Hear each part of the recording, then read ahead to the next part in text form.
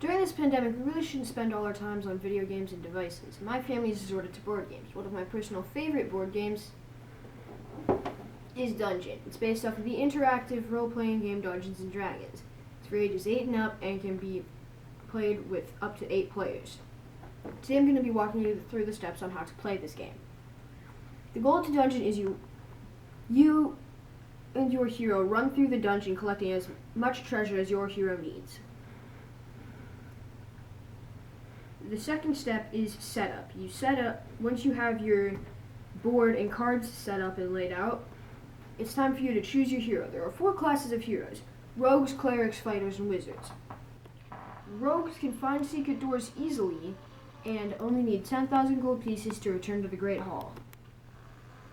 Clerics don't do anything special, but they also need 10,000 gold pieces to return to the Great Hall.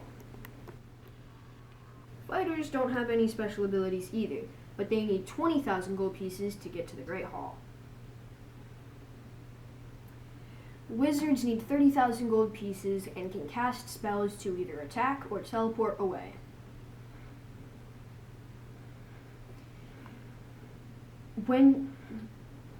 The third thing is the sequence of play. It is move, encounter, combat, loot. You can move up to 5 spaces anywhere in one direction towards a room. You encounter by entering a room, even these big chambers, and you combat a monster, because there's a monster in each room, excluding the Great Hall. Each of these big rooms, like the chapel and the pantry, have 3 monsters in them, but no treasure, so you can't do step 4 in those. But step 4 is loot. Any of the smaller rooms you can get a treasure after you've defeated your monster. Now, I'm going to play. So, we're going to do this in a way where we're going to demonstrate it, and lack of time, we're going to just fast forward to where the characters are needed. So, you would usually roll 1 die to see who would go first. Let's say that happened and the wizard got to go first. So, since it's at a room 5, it's going to step in and use a fireball spell to attack. So I draw my monster card, and I got Black Pudding. Now for wizards, there's 3 different things that you can do. You can fight hand to hand, use a fireball spell, and use a lightning spell. The line means it's ineffective, and depending on what you do, it could be easier or harder for you to fight. So I used a fireball spell, so I need to roll a 5 or more to defeat it. I got a 7 on my roll, and now I can which means that I defeated the monster and I get a treasure. The treasure I got is the ESP medallion. It lets you see your monster card before you fight it. Now it's the rogue's turn. So it entered a room, so it moved its 5 spaces. It entered a room, so now it's going to encounter a monster. Encounters a kobold and needs to roll a 4 or higher to win. I got a 2. So now it's the kobold's turn to fight back. Various things can happen during this time. If it rolls a 2 through 5, it misses and has no effect. If it rolls a 6 through 7, it is stunned and the rogue has to drop 1 random treasure. If it's an 8 through 10, the rogue has to drop 1 random treasure and lose a turn. If it rolls an 11, it is seriously wounded, has to drop half its treasure and go back to the main hall, the Great Hall.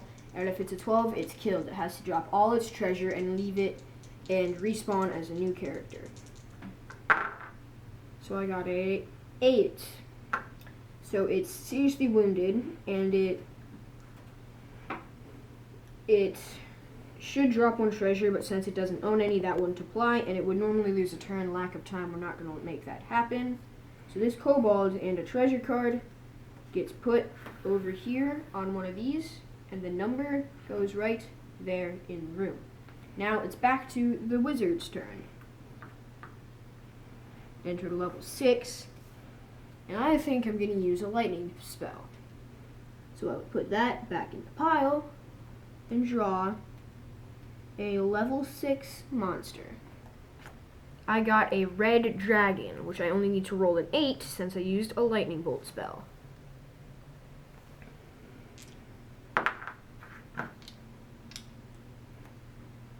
I rolled an 11.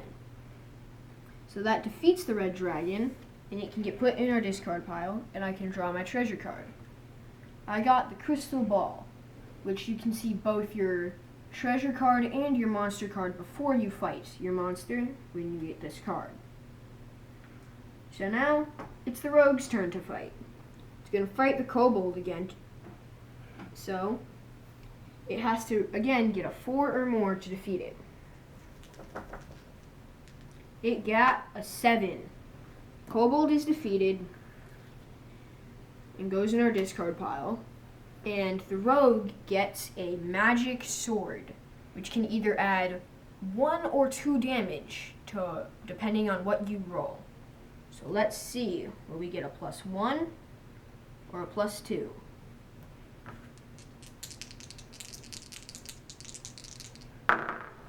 I got a 12, which means that I get a +2. If it was a 2 through 11, I got a +1.